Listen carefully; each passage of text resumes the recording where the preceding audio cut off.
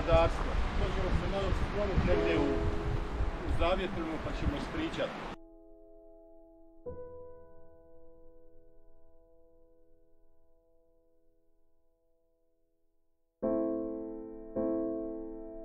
Konoba za vino. Unutra ćete vidjeti stare alate, vinsku prešu, bačve za kopanje, za transport, stvari za vino. I ova cijela priča o ovom etno-eko selu Humac je priča o vinogradarstvu i stočarstvu.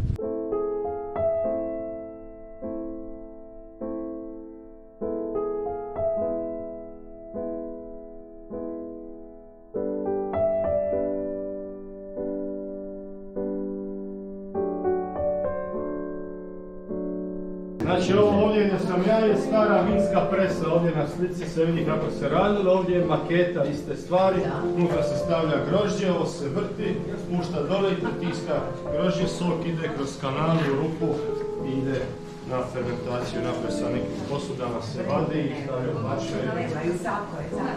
Znam. A vidiš ovo je za Marice.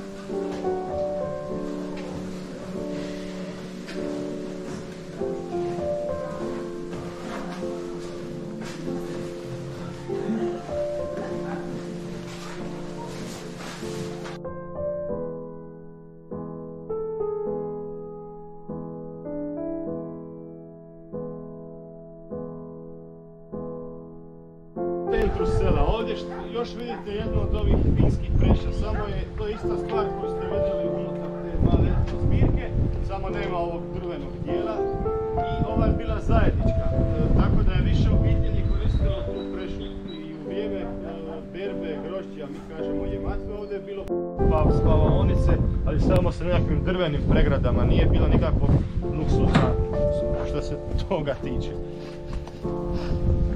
Danas se selo koristi tako, znači samo povremeno.